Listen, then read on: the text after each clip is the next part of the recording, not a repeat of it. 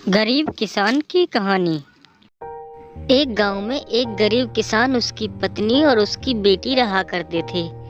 वो बहुत ही गरीब थे। इसी बात से उसकी पत्नी और उसकी बेटी चिड़चिड़े से रहने लगे। एक दिन उसकी पत्नी उससे कहती है, देखो जी, घर में कुछ खाने को भी नहीं है। मैं ये कह रही थी कोई तुम काम धंधा ही कर लो जिससे 4 पैसे आ सके। तुम ठीक कह रही हो, मैं बाहर जाकर कुछ काम देख कर आता हूँ। तभी की तभी वो आदमी अपने घर से बाहर जाता है। फिर रास्ते में उसकी मुलाकात एक आदमी से होती है। क्या बात है भैया, तुम कुछ परेशान लग रहे हो और कहाँ जा रहे हो? अरे भाई, परेशानी की तो बात है। मेरे घर में कुछ खाने को भी नहीं है और कोई काम धंधा भी नहीं है। अरे तुम एक काम करो, जसवंत सेठ के यहाँ जाओ और उसे अपनी कहानी सुना देना। वो तुम्हें जरूर कुछ ना कुछ दे देंगे। क्या सच में? तो फिर ठीक है भाई, मैं अभी उसके पास जाता हूँ। उस आदमी की बात सुनकर वो किसान वहाँ से उस सेठ के घर को चल देता है। वो सेठ और उसका बेटा अपने घर में होते हैं। तभी किसान वहाँ पहुँचता है। राम राम सेठ जी। राम राम राम राम। अरे भाई, कौन हो तुम? मैं तो तुम्हें नहीं जानता। सेठ जी, मुझे बबलू ने भेजा है। मैं एक बहुत गरीब किसान हूँ। मेरे घर में कुछ खाने को भी नहीं है। तुमने यहाँ कोई खैराती खाना समझ रखा है? चले जाओ यहाँ से। आ जाते हैं मुंह उठा उठा के। रुको बेटा, ये यहाँ खुद नहीं आया, इसकी मजबूरी यहाँ इसे लेकर आई है।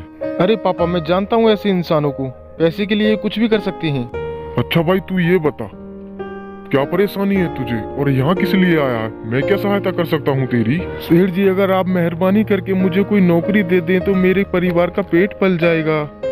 मैं बहुत उम्मीद लेकर तुम्हारे पास आया हूँ सेठ जी, प्लीज मेरी सहायता कीजिए आप। पापा, आप इसकी बकवास सुन रहे हैं, भगाइए यहाँ से। देख भाई, तेरे जैसे इंसानों को मैं बहुत अच्छी तरीके से जानता हूँ। तुम लोग पैसे के लिए कुछ भी कर सकते हो। मैं तुम्हें कोई नौकरी नहीं दे सकता। चलो जाओ यहाँ से। नहीं नहीं सेठ जी, मेरा यकीन कीजिए, मैं बहुत उम्मीदों से तुम्हारे पास आया था। मेरे घर में खाने को एक दाना भी नहीं है। मेरी बीवी और मेरी बच्ची ने 3 दिन से कुछ नहीं खाया। सेठ, मेरा यकीन कीजिए, मुझे नौकरी दे दीजिए आप। फिर सेठ का बेटा उसकी तरफ आंखें निकालकर उसे डराकर वहाँ से भगा देता है। बेचारा बेबस किसान दुखी होकर वहाँ से चला जाता है। पापा, ऐसे फटीचर लोगों को मैं बहुत अच्छी तरीके से जानता हूँ। तुमने उसे भगाकर बहुत अच्छा किया बेटा। ऐसे फटीचर लोगों के साथ यही होना चाहिए, कहीं भी मुंह उठा के चल देते हैं। मम्मी पापा ने इतनी देर क्यों लगा दी? बेटा, तेरे पापा काम ढूंढने गए हैं।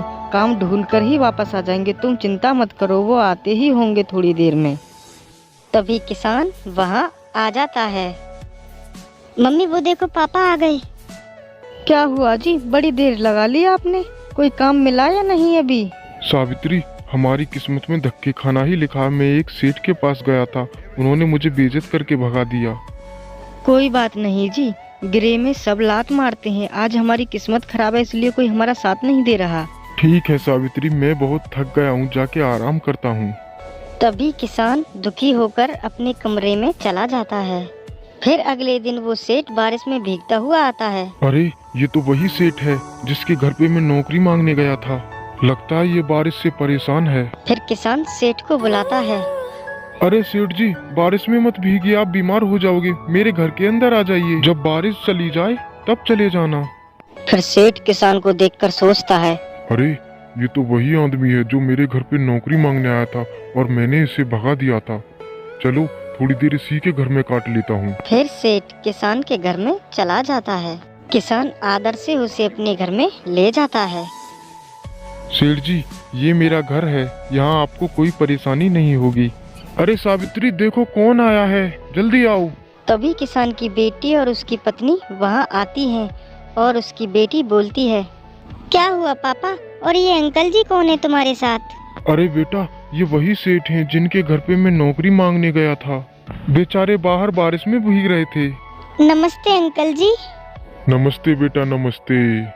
अच्छा ठीक है, आप लोग बैठिए, मैं अभी चाय बना कर लाती हूँ। अरे नहीं नहीं भाभी जी, चाय रहने दीजिए, बारिश रुक चुकी है, मुझे बहुत जरूरी काम है, मैं चलता हूँ। और तुम कल से काम पर आ जाना, मैंने तुम्हें अपने काम पर रख लिया है। तुम बहुत अच्छे इंसान हो। अरे सेठ जी, चाय तो पीते जाइए। अरे नहीं भाई, चाय रहने दो, मुझे बहुत जरूरी काम है, मुझे पहुँचना होगा। तुम कल से दुकान पर आ जाना। ठीक है सेठ जी, जैसी आपकी